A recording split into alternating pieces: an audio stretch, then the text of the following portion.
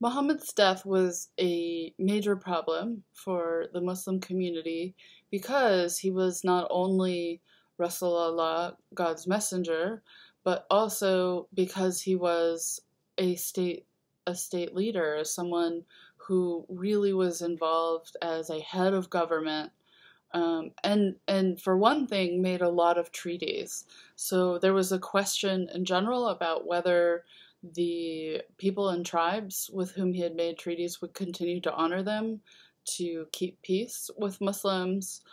But then also, as you know from the textbook, that the question of who would succeed Muhammad as both head of the religious community, the Ummah, and head of the state, the Muslim state, is a major point of contention.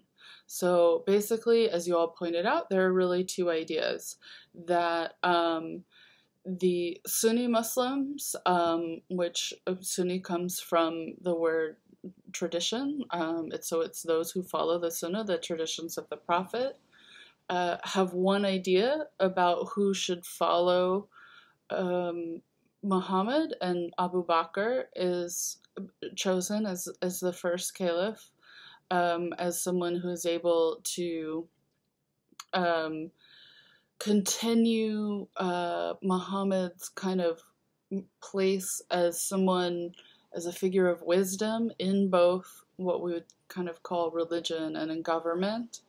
And he's related to Muhammad in a certain way, but not in the way that his cousin and son-in-law Ali was. So you might recall from the film that Ali is really the first person to say to Muhammad, "I believe you." That many consider Ali to have been basically the first Muslim that Muhammad's wife said, Khadija said, like, really, yeah, I think you got something going here. God's talking to you. But Ali is really the first one to say, like, I'm all in for this tradition. But he was a child, and he was much younger. And so for some, it seemed not right to put a younger, by the time Muhammad dies, he's an adult, but he's much younger. He's not the kind of just communal authoritative figure. And so Abu Bakr is chosen instead of him. And then two more caliphs are chosen before Ali. There's Umar and Uthman. And then Ali is chosen ultimately as caliph. So it's really important that Muhammad didn't pick a successor, and nothing in the Quran, the Sunnah, or the Hadiths really speaks directly to how a successor should be chosen. In the case of Abu Bakr, there's a kind of debate amongst all Muslims, and a kind of compromised consensus is reached over Abu Bakr. Then Abu Bakr actually chooses his own successor, and then with Uthman, he's assassinated, and ultimately Ali comes in. So the word Shia comes from the fact that followers of Ali, who believed he should have been the first caliph after Muhammad, that he was the only rightful successor, or Khalifa, as it is in Arabic, that these are called Shi'at Ali, which in Arabic just means the party of Ali. Okay, so Shia just means the party. That this is really, basically, we can see it as a political party, or we can say that an understanding of how to practice Islam and how to understand correct governance of the Muslim empire, these aren't really separable issues, that these are all a part of the debate.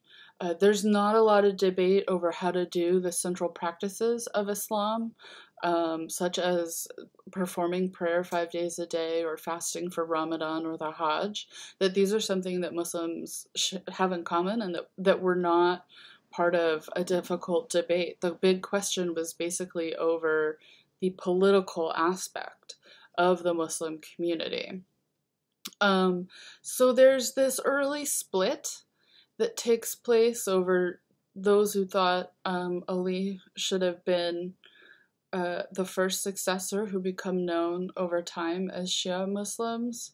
And then there are the much bigger number, Sunni Muslims, who don't think that a successor needs to be from Muhammad's close clan, that rather they're more interested in selecting the person who has the best leadership skills. So Ali's supporters really proclaimed his sons to be his proper successors. But there was really, the debate wasn't over. Even after Ali had been chosen, Sunni Muslims didn't think that that the caliphate needed to stay in Ali's family. So the Umayyad dynasty, which is basically the dynasty that was associated with Sunni Islam, sees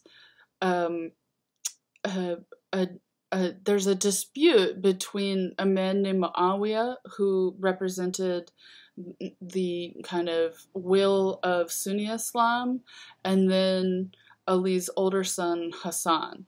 Hassan doesn't want to have a war. He can see that that there are going to be problems and bloodshed. His health is not great anyway. And so he sort of signs a treaty making Muawiyah the caliph, and this really establishes the Umayyad dynasty as how things are going to go in the succession after Muhammad. But then sort of a lot develops. So in this time period, we see that the capital of the Muslim empire is moved to Damascus, Syria, under Muawiyah. The Dome of the Rock Mosque is built in Jerusalem, and the Umayyad Mosque is built in Damascus. And so these are some of the most important places until today in Islam. So these happen right after Ali. And so although Sunni Islam pushes against Ali's sons as the successors, there is a kind of a compromise attempted in calling the first four caliphs the four rightly guided caliphs. So Abu Bakr, Umar, Uthman, and Ali, these are the four rightly guided caliphs.